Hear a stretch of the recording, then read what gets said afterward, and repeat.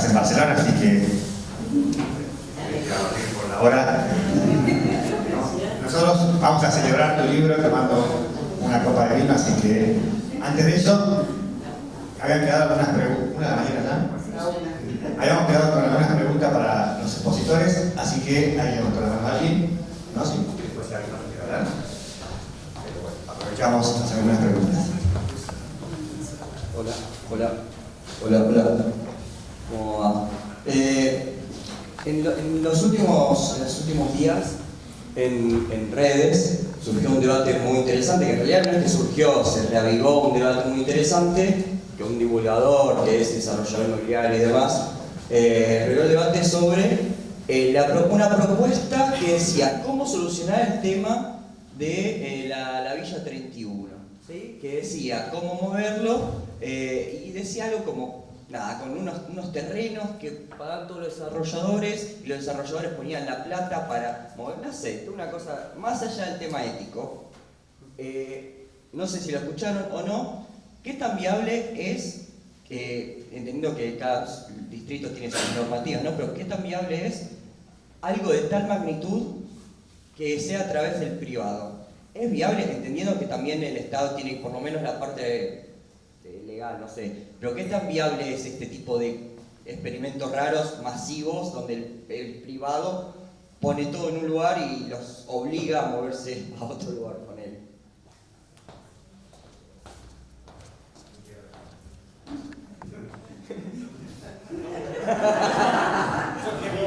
¿Qué pregunta?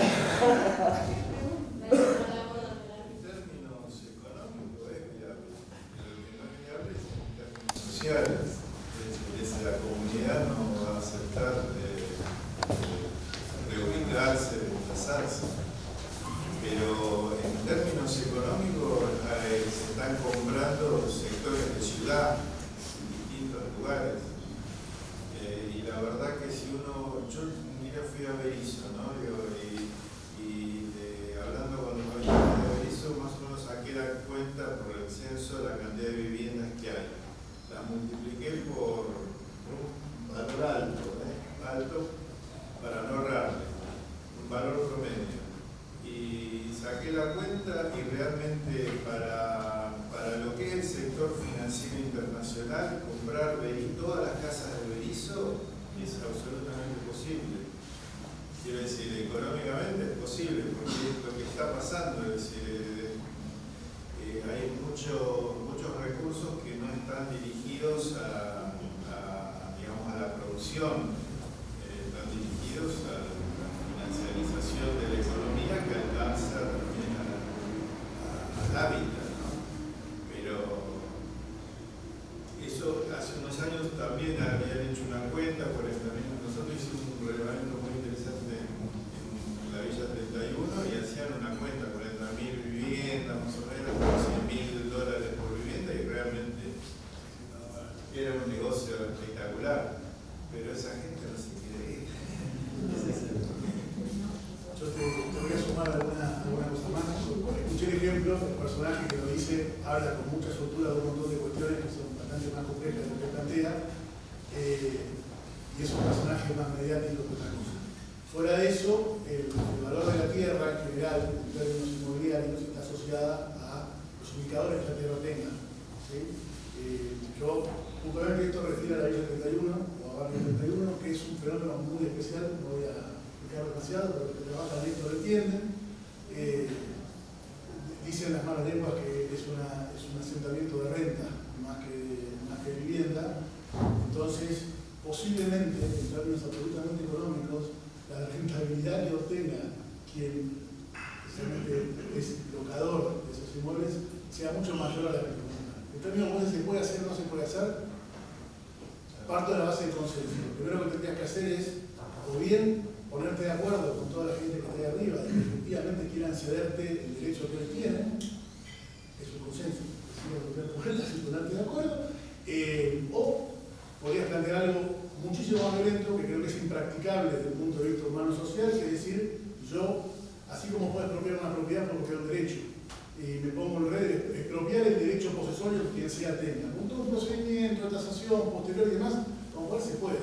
Ahora, y posiblemente la cuenta da, y si no da, yo podría sumar indicadores indefinidamente para que alguien pueda construir 700 metros de altura de una densidad monstruosa y que los indicadores den, porque los valores siempre se pueden trabajar de esa manera. Hay una cuestión, como bien te decía, social y humana, que me parece que no se puede comprender. Yo era muy chico, pero recuerdo todavía cuando la ciudad de Buenos Aires no era ciudad autónoma, y era municipalidad de la ciudad de Buenos Aires, hubo un intendente que quiso pasarle por arriba con una topadora. Y no prosperó. ¿Y por qué no prosperó? No es porque le faltase capital político para hacerlo.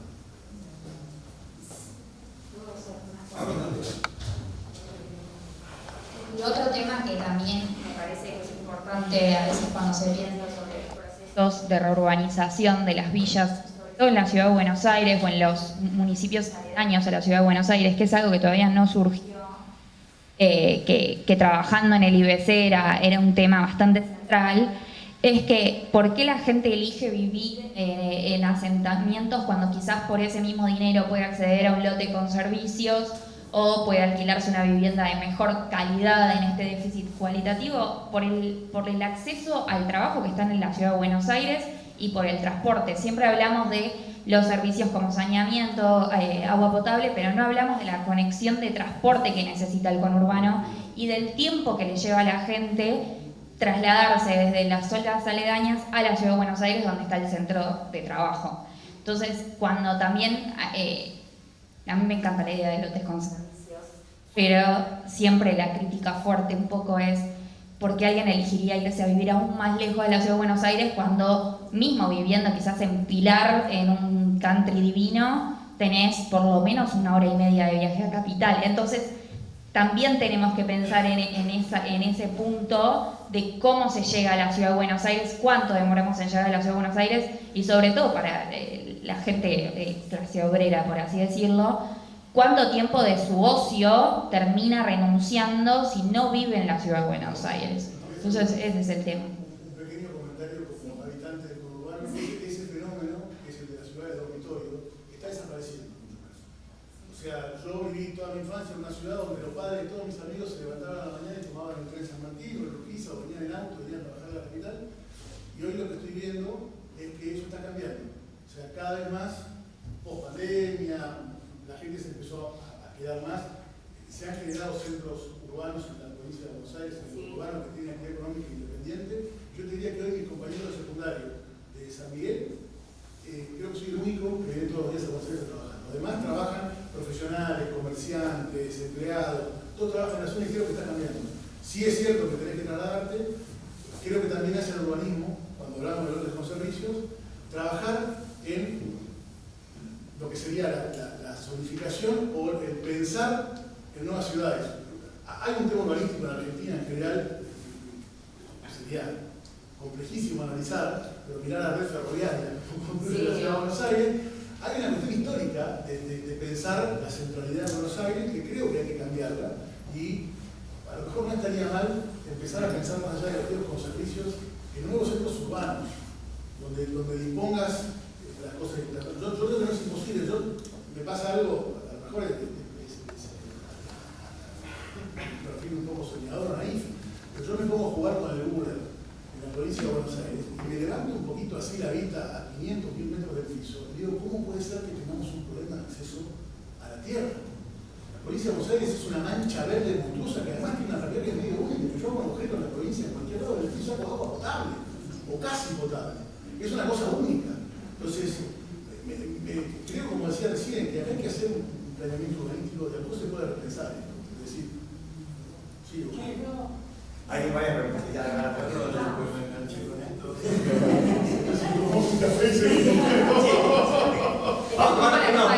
la idea es que una vez que estemos charlando ahí. Yo creo que la dimensión territorial es una dimensión que tenemos que hablar, digo, y que tiene que ver con los modelos de desarrollo que han sido hegemónicos. Es decir, vos me hacías mención a la red ferroviaria, a la red vial. 15.000 habitantes por kilómetro cuadrado de densidad en la ciudad de Buenos Aires, 8.000 en el conurbano, 19 en el interior de la provincia. La ciudad de Buenos Aires tiene la misma población que en el 1950 y la ciudad de interior, en la pampa húmeda, zona núcleo, con excedentes impresionantes, tienen la misma población que en el 1950. La población porque la gente se enamora y tiene hijos en la ciudad de Buenos Aires, ¿no? Bueno, ese crecimiento vegetativo, ese crecimiento demográfico, ¿a dónde fue? Al conurbano. El crecimiento demográfico del interior de la provincia, ¿a dónde fue? Al conurbano. La expulsión de las poblaciones del interior del país, ¿a dónde fueron? Al conurbano o a los conurbanos. Los países linderos, ¿a dónde fueron? Al conurbano. Quiero decir, nosotros tenemos que trabajar, tenemos que industrializar nuestro país y que los excedentes que se producen. Yo me acuerdo cuando se discutió la resolución 125, había un dirigente, que hoy es senador, que decía: la plata de Trenquelauquen tiene que quedar en Trenquelauquen, pero yo lo firmo, porque la plata de Trenquelauquen no queda en Trenquelauquen, va a los sumos, en el mejor de los casos, se invierte en un departamento como reserva de valor en la ciudad de Buenos Aires, o en Punta del Este, o va a un paraíso fiscal. Entonces creo que, eso también tenemos que discutir, porque si no el hábitat en última instancia es consecuencia de otras variables, es decir, no vamos a modificar el hábitat a través del hábitat, tenemos que discutir otras cosas, niveles de industrialización, para que ese trabajador que nace el 25 de mayo pueda vivir y trabajar el 25 de mayo y no tenga que migrar para conseguir trabajo, conseguir salud, conseguir educación.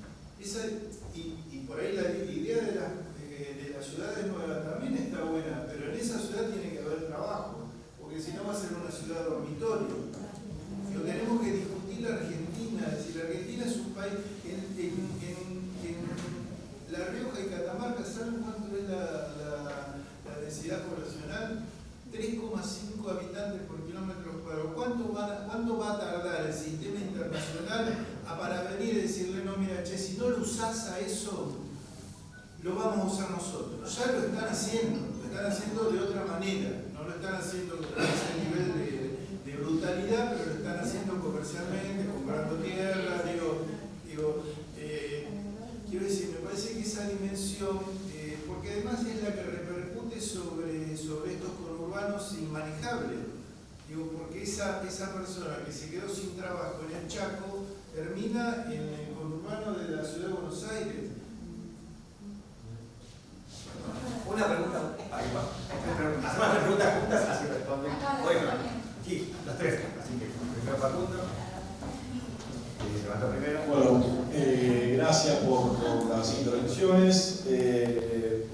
Interesante el salpicado de posiciones diversas en torno a la presencia del Estado, del mercado.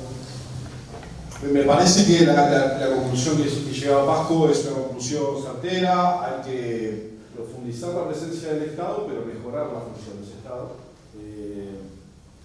Hablando de la 31, con la pregunta recién, varios de nosotros hace mucho tiempo trabajamos en la 31. La 31, el primer barrio es el barrio de los inmigrantes, porque eran inmigrantes europeos, nació en la década del 30 del siglo pasado, entonces el derecho de pertenencia a habitar ese suelo es indiscutible, digamos, a esta altura. El mercado en la ciudad, por lo menos en la ciudad de Buenos Aires, la ha definido, digamos, estos números, esta presencia, esta población permanente de 3 millones de habitantes. La métrica intercensal, un estudio que hizo Tejido Urbano, comprueba que se duplicó la capacidad de se duplicó la construcción en la ciudad de Buenos Aires, creció el nivel de inquilinos y bajó el nivel de propietarios. O sea, la tendencia de la concentración de la propiedad es enorme. Por eso también cuando hacemos por ahí un ejercicio de un zoom y decimos cómo esto no es posible, bueno, porque hay que discutir la titularidad de la tierra, básicamente. Pero a mí me interesaba poder preguntarles y pensar problemas técnicos y problemas sociales de la propiedad colectiva. Si lo han analizado, hay experiencias, están las experiencias uruguayas de la cooperativa, en la ciudad se ha intentado introducir eso en la normativa vigente y hasta ahora no ha sido posible. Si lo han podido estudiar, ¿qué opinión tienen sobre eso? Arranca Mariela. Gustavo. Sí, también me interesaría una pregunta para todos, pero por ahí más para el funcionario. Creo que hay que tener una mirada, cuando me dice urbanización popular en la provincia de Buenos Aires, yo lo miro en área metropolitana y me considero que soy habitante del área metropolitana y que somos, no hay una división, que somos habitantes de una cuenca. Tenemos la cuenca del Río de la Plata, la cuenca del Riachuelo, arroyos. Me parece que hay que tener también esa mirada como para definir dónde estamos, qué somos y desde ahí a dónde podemos partir. Y fíjense que de todo esto, muchos de estos temas de urbanización, y hablamos de salud, de educación, de vivienda, de hábitat, o incluso de transporte, hubo una experiencia que no sé si está escrita acá, por eso lo voy a leer con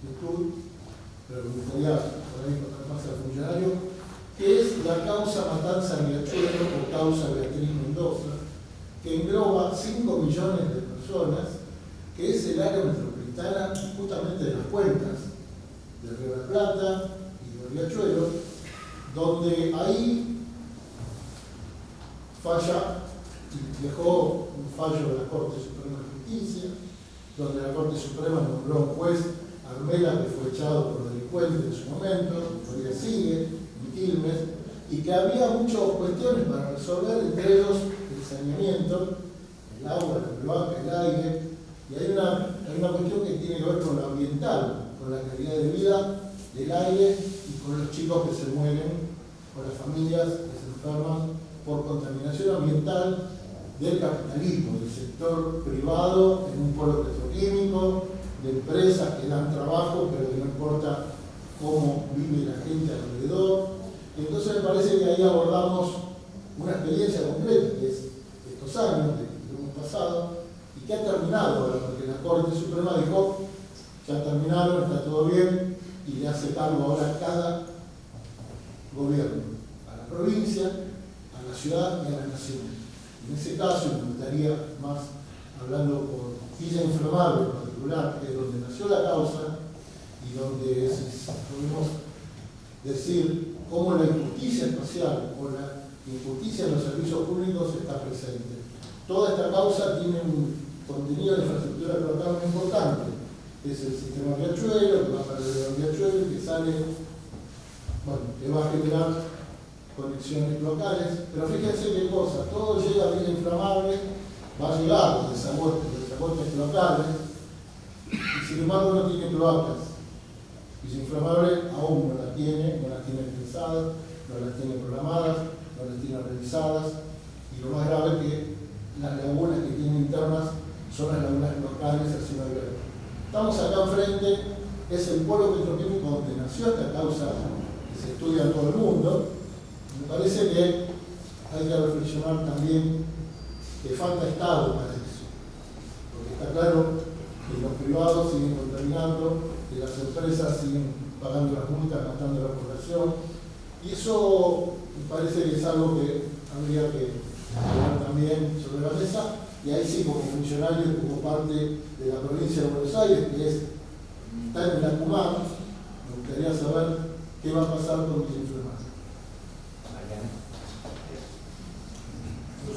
Ponte las tres preguntas. No, las tres así, porque en realidad lo que quería hacer una reflexión que un poco la tocaron con tenés amigos que siguen trabajando en San Miguel, que no vuelven a... Me parece que más allá de solucionar el tema del hábitat de todos los asentamientos que hay obviamente mayor concentración en la ciudad de Buenos Aires y en el conurbano bonaerense, si no pensamos en un equilibrio territorial de la red urbana a nivel Argentina, esto va a ir empeorando. Y la verdad es que no todas las provincias repiten el esquema que tenemos en Argentina, que se concentra la gran población en Buenos Aires. Es verdad que todos van a venir acá porque es donde están los servicios, los hospitales, mayor educación, mayor oportunidad de trabajo. Pero hay provincias, más allá de las dificultades, que tienen una red urbana un poco más equilibrada. Río Negro, por ejemplo, sabemos, tenemos Bariloche, tenemos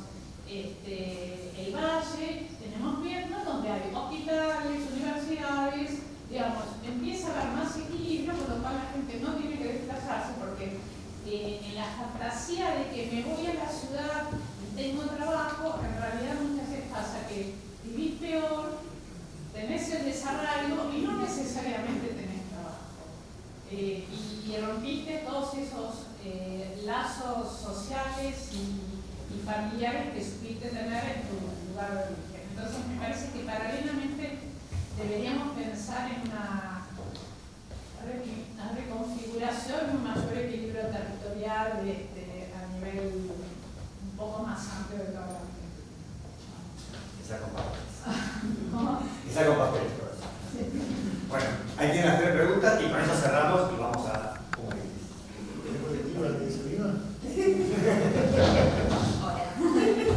Bueno, yo me imaginé que iba a surgir este tema porque es un tema que venimos trabajando y pensando mucho, por lo menos hasta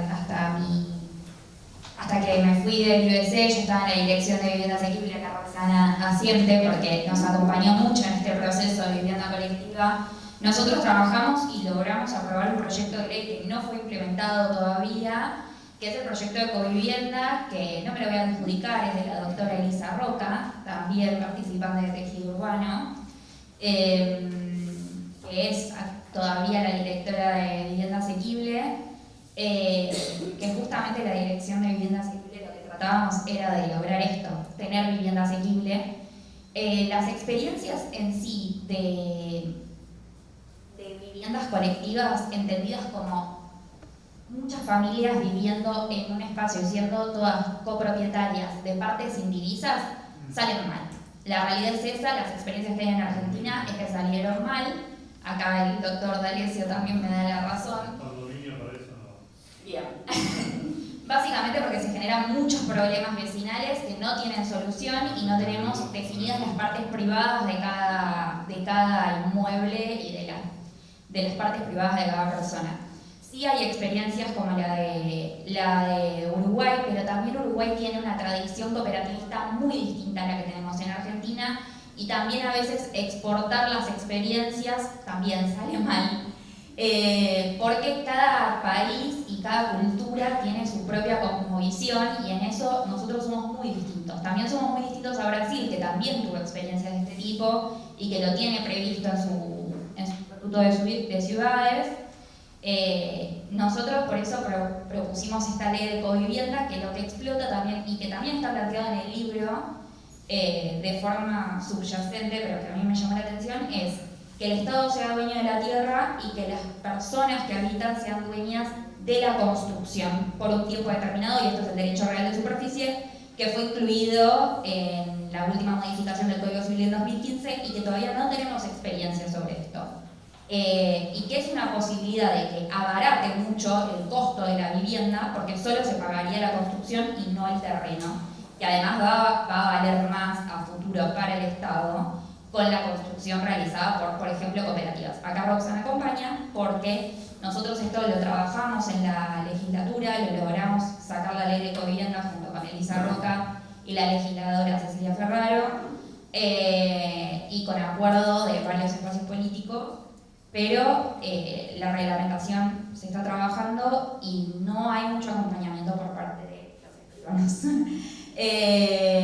Tampoco hay experiencias dentro del cadastro de la Ciudad de Buenos Aires de registrar planos de derecho real de superficie. Entonces ahí hay como un par de escollos que estaría bueno que los podamos trabajar también, porque es una posibilidad. De hecho, en el libro lo que plantea es el Estado deshaciéndose de tierra y de capital en definitiva a favor de particulares. Bueno, ¿cómo problematizamos eso y qué soluciones le podemos encontrar? El derecho real de superficie puede ser una salida a este problema. Yo te hago un comentario corto. Vos hablaste de propiedad colectiva, y propiedad colectiva puede ser un poquito de lo que hablábamos recién, o puede ser una concesión de un derecho real de propiedad colectiva. En la reforma del Código de 2015 hubo un proyecto de la incorporación de ciertos supuestos, ya no de propiedad colectiva en términos comerciales, sino de propiedad colectiva como derecho real. La verdad es que hoy lo que no tenés es un derecho real que le cuadre bien a la propiedad colectiva. Entonces, cuando vos hablas de propiedad colectiva, lo que tenés que hacer es hablarla o pensarla en términos comerciales, por de alguna manera, en términos, no quiero decir comercial porque suena que estoy haciendo un planteo mercantilista, pero en términos prácticos, y buscarle un poco el traje que le quede lo mejor posible. Uno es el de condominio. Personalmente coincido con mi padre que decía que no, el condominio es una figura espantosa para esto. Hay alguna alternativa que tiene que ver con, a lo mejor, y está más planteada que por la cuestión de fondos pensar la propiedad colectiva para eliminar el requisito de tener que ir al catastro particular de la provincia particular para aprobarla. Un ejemplo práctico, yo tengo un edificio en el cual viven 10 familias. Si yo hoy quiero subdividirlo para poder adjudicarlo a cada una de las familias, tengo que pasar por un procedimiento catastral que es ir a aprobar buscar la subdivisión. Si yo digo, che, este edificio en realidad mañana es de todos, a lo mejor puedo evitarme hacer ese plano. Si eso que tengo que hacer no me coincide con los parámetros catastrales de la localidad en la que tengo que hacerla, estoy pensando en PH, pero también cualquier cosa, la propiedad colectiva me puede solucionar esa cuestión en el momento. Lo complicado de la toma de decisiones posterior es si la propiedad colectiva, cómo vamos a decidir si estamos dispuestos a aceptar el sistema de mayoría para esto. Voy a hacer un partido por el absurdo, pero aplica un montón de cosas menores. Si tenemos un sistema de propiedad colectiva en la cual somos todos dueños del edificio y mañana se nos ocurre a la mitad que queremos edificar 4 pisos más arriba porque queremos incorporar las 4 familias más arriba, ¿quién toma la decisión? ¿Es por mayoría? ¿No es por mayoría? Bueno, hay que reglamentarlo en cada caso concreto. Hay alguna figura muy residual en Argentina, yo la aprendí el año pasado, la verdad es que no la conocía, existen en las provincias del norte, lo llaman campos comuneros, que son una cosa bastante parecida a la propiedad colectiva sin tener un reconocimiento de derechos reales, una mezcla, un híbrido entre los derechos personales y los reales. La historia de cómo surge es muy divertida, surge de las viejas Mercedes reales de la época del virreinato, pero hoy tenés ciertos campos que son de un montón de gente y no son de nadie. Y todos tienen derecho de pastoreo, los usan y demás, pero nadie los puede vender. Y no entiendo que no ha tenido, pero lo explicaba en Catamarca puntualmente, se lo estuve viendo, me explicaba un agrimensor catamarqueño, funcionario de muchos años, que es una figura muy problemática. Están tratando de erradicarla, buscando la manera de regularizar de alguna forma, buscan a alguien que pueda tener un título, aunque sea de hace 1.000 millones de años, para que regularice y en el procedimiento de regularización reconozca la propiedad de los que ocupan los diferentes sectores para poder tener un catastro normal y un programa normal. Entonces, lo que pasa con la propiedad colectiva me parece que hoy no tiene una figura jurídica que se le aborde específicamente, hay que pensarla para cada caso concreto. Puede ser una cooperativa, una entidad civil que sea dueña, pero tenés que establecer el derecho al uso y goce específico de un sector determinado por una persona y cómo funciona la toma de decisiones para todo lo demás. Es complejo, se puede resolver. Yo creo que es una salida, recién hablaban de la NAVAP, que creo que el NAVAP ha metido, están como en una encerrona, que lo explicaba muy bien recién. Esto está pensado al revés, está pensado de arriba para abajo y tiene que ser de abajo para arriba, por lo menos integrado. Es imposible que yo piense en regularizar un asentamiento, un loteo que tiene un montón de gente, si no estamos trabajando al que tiene el control del territorio, que es el municipio, y al que tiene el control del catastro, que es la provincia. Entonces, una solución alternativa sería que yo trate de evadir, digamos, la problemática catastral pensando a una figura de esta comunitaria. Y como te digo, es tomar una figura que está pensada para otra cosa y un poco meter el círculo adentro del cuadrado a la fuerza para que entre. A lo mejor habría que pensar en repensar la figura del derecho real de propiedad colectiva. Y cerramos. Por ahí no lo estás planteando en estos términos, ¿no? Pero yo creo que lo que sí no tenemos que hacer es llevar a los pobres a estructuras que probablemente nosotros no querramos vivir. No, digo,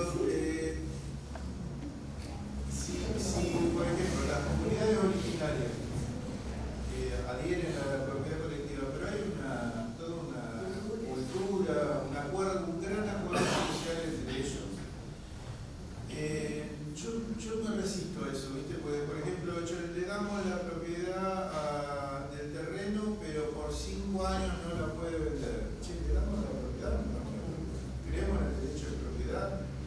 Me parece que hay por eso te digo, no te lo estoy atribuyendo a vos, pero hay una cosa medio así, nosotros decimos gorila, es decir, che, al pobre lo quiero meter, le limito el derecho de propiedad o lo quiero meter en un sistema de propiedad colectiva que nosotros hemos ido militando socialmente, hemos ido a FUCPA y, ¿viste? Y los muchachos de La Matanza quieren el lote de por lo menos de 10 por 20, quieren tener la escritura del lote de 10 por 20 y escuchaban lo que explicaban los uruguayos de FUCPA y realmente es admirable, pero ahí han construido un acuerdo que para nosotros es medio complicado.